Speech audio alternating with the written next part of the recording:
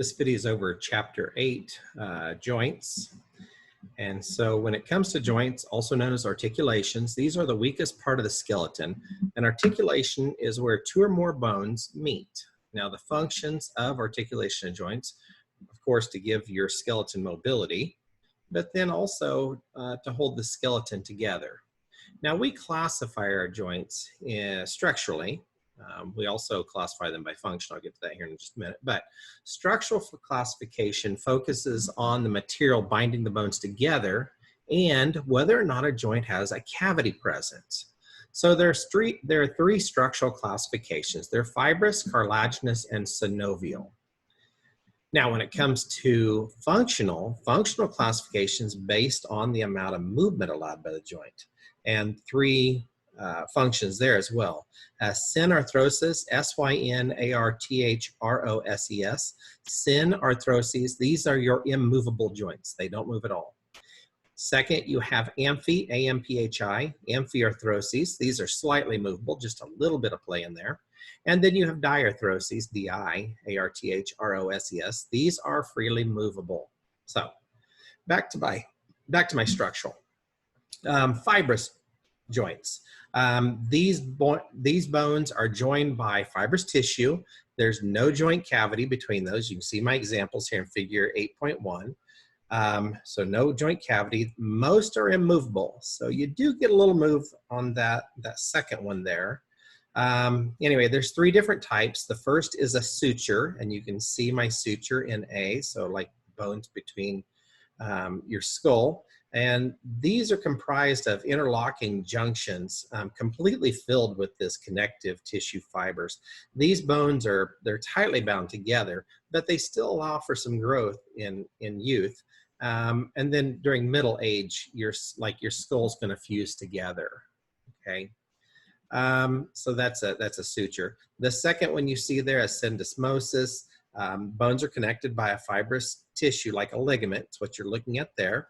Movement varies from immovable to slightly movable because between your tibia and your fibula, which is what they're showing here, same as your radius and ulna, there's just a tiny little bit of movement between these.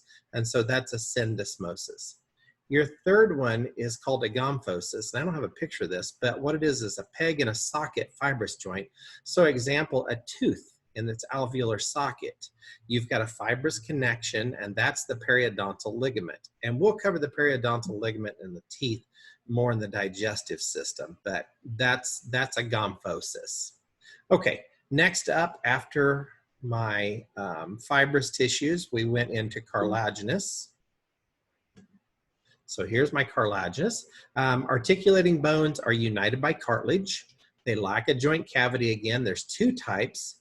You have a synchondrosis, and you can see my examples in A and B up there. So like the head of the humerus, it's your epiphyseal plate, that's hyaline cartilage. Or then the next one is the joint between the costal cartilage and the first rib in the sternum. That's also an immovable joint. So you have that bar or plate of hyaline cartilage that unites the bones. And then all synchondroses, you can tell just by looking at which ones these are. These are synarthritic. These things don't move, okay? But again, epiphyseal plate in children, costal cartilage in adults. My next one, see in this picture, figure 8.2, is a symphysis. And this hyaline cartilage covers the articulating surface of the bones. So this is hyaline cartilage up here and down here. And then the bones have an intervening pad of fibrocartilage between them. So this is my fibrocartilage intervertebral disc. These are amphiarthritic, so they're really designed for strength and flexibility. So you get just a little bit of movement in here. So intervertebral joints, pubic symphysis of the pelvis is another example of this. Okay, my next and third final joints are synovial joints. These are the joints where the articulating bones are separated by that cavity. It's a fluid-filled cavity. All these joints are freely movable, so diarthrosis. And best example I can give you is all the limb joints and then most of the joints of your body. So there's some things that all these have in common. So I've got my general picture over here in figure A, and this is figure 8.3. You have an articular cartilage.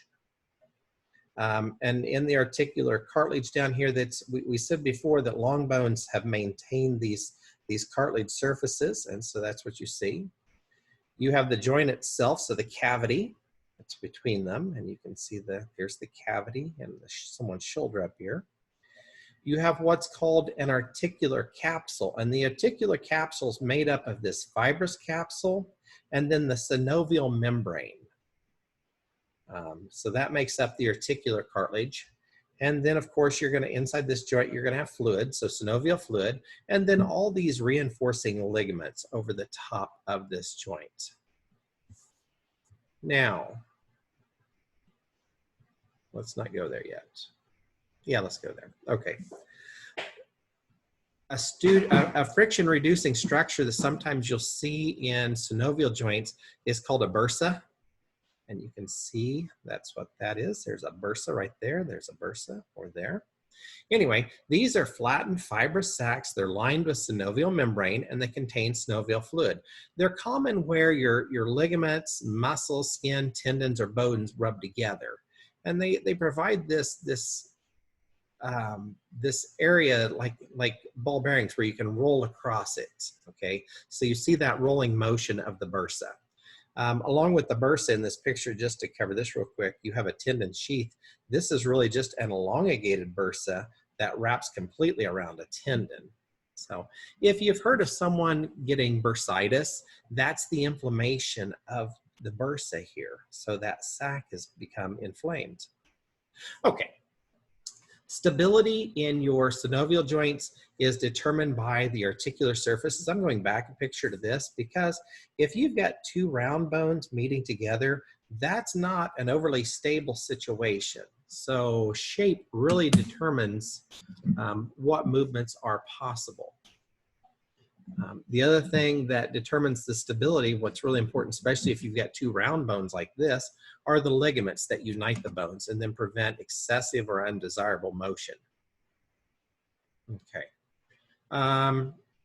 Other parts that keep a joint like this together, so you got the ligaments, you got the shape of the bone, muscle tone. So if you have tendons that are connected to a muscle down here, it connects into a bone, and then up above here, that muscle tendon across that joint actually acts as a stabilizing factor. So when we talk about muscle tone, this is a muscle that always shows a partial contraction. So that keeps those tendons a little bit tight all the time. So that's why you need good muscle tone. Okay. Speaking of muscles and joints, when it comes to a muscle, there's usually two attachment points. Sometimes there's more. Triceps, there's more heads, there's more attachment. Anyway, most of the time you have at least two attachments. So let's talk about just a basic joint with a muscle going across. If the bone is immovable, it's the anchor. So it wants to move, it wants to hold still. That's called the origin. Now, the insertion, that's on the movable bone. So if you think about your bicep up here, okay, here's our biceps up here, and the humerus is immovable. Unfortunately, the humerus is not where the bicep links in. It actually attaches up here in the shoulder. So we have attachment up here. So my origin and my insertion are going to be my scapula and my clavicle up here. The muscle belly rides on top of my humerus. So my origin in this case are going to be my scapula and my humerus, my scapula and my clavicle up here. And then the movable bone in this case is going to be my radius and ulna. And really it's, let's see, it's on the radius side, I believe. Yeah, anyway, so that's the insertion. That's the movable bone. Origins are immovable. Insertions are movable bones. And when it comes to motions and movements, it's usually described along the planes. Remember we studied those like the first couple lectures. We talked about the transverse, the frontal, and the sagittal planes. So that kind of gives you an idea of how things are moving. Okay. Let's go ahead and look at range of motion quickly, just to add a little bit more to this video. And there's my pictures for my range of motion of synovial joints. We have 4 that you really need to know, okay? Non-axial, So we're not talking about any plane here. Non-axial is really like a slipping movement, okay, gliding over. Good examples, what they show up there, that gliding motion of your wrist bones, they're really just gliding past one another. So that would be non-axial. Okay, a uniaxial. A uniaxial is one plane. If you think about your bicep, if you're standing up in anatomical position, excuse me, back here.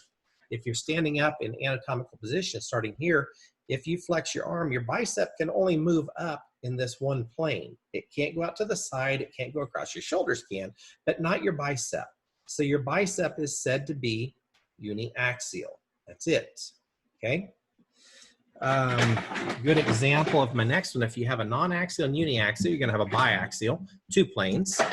The best example I can give you there is your head, neck, okay? Because it moves in two planes. So your head can actually go in your sagittal or your mid-sagittal plane, and then it's going to go into your posterior or your coronal or frontal plane. So two planes. And then finally, we have multi-axial movements. That's around all three planes, and your shoulders are a good example of that. They are multi-axial and move all different directions. Let's take a look at the slides. This is figure 8.5, A and B. These are just showing different movements. So we have that gliding movement, that is one flat bone surface glides or slips over another surface. Again, those intercarpal muscles or your intertarsals in your ankles. And then also between the flat articular processes of your vertebrae, if you remember where your vertebrae slide past each other, that would just be this gliding movement that we see here. If we go down to B, the first thing we have here, we have flexion. When it comes to flexion, anytime you have a flex, your bending movement is going to decrease the angle of the joint. So you can see here, as this person lifts their heel, that decreases this angle on the back side of the knee. If you flex your bicep, it's decreasing that angle. That's a flexion. Opposite of flexion is an extension. An extension is making that joint angle larger or increasing it. And so we're making this angle here larger or bigger. We have some specifics that show up on your feet. You have dorsiflexion and plantar flexion. Here we go, since we're on these two. Here's dorsiflexion is lifting your foot up, and then plantar flexion is pushing your foot down like you're pushing on a gas pedal. Next, we have abduction, which is abduction. If you say abduction, then it's easier to hear than adduction, adduction. When it comes to abduction, I remember it this way. We're subtracting away from my body. We're moving away from the midline. So abduction is moving away from the midline. Adduction, we're adding to our body, or the movement is toward the midline. And then the circumduction there, this is the movement that describes a cone in space. It takes into account both abduction, adduction as well. Next, we have rotation. When it comes to rotation, this is turning on an axis, okay? So the first two vertebrae work as a rotation. Your hips and shoulder joints can also rotate, as you can see in this picture. Now we have some other special movements. A up there is showing supination and pronation. Easiest way to remember this is if you carry your soup, you carry it like this, so the bones of your arms are going to be parallel with each other. So this is supination here, and then pronation is when you go over the top. And remember what happens here. When we're in supination, my radius and my ulna, radius is on the thumb side, they're parallel. And then when I go pronation, now I've just crossed over because my radius is here, comes across and attaches still to the outside of my humerus up here. So we crisscross those bones. So that's supination and pronation. Next, my pictures, excuse me, gotta get back in my chair. Next, my pictures show inversion and eversion. We teach this in sports medicine athletic training. And inversion is when you twist the bottom of your foot, your sole of your foot inward toward the midline. That's how we typically sprain our ankles. And then an eversion is taking the bottom of your foot away from that midline. My third picture, C, protraction and retraction. That's typically of the mandible. So protraction is sticking your jaw out. Retraction is pulling your mandible back in. D shows elevation and depression. When you elevate your jaw, you close your mouth. When you depress your jaw, you open your mouth. And then finally, E shows opposition, which basically is showing how you can move just in special ways. Okay, I want to finish this video here. We've covered some good material. If you have any questions, please be sure to go back and check the video, or we can always visit about it in class.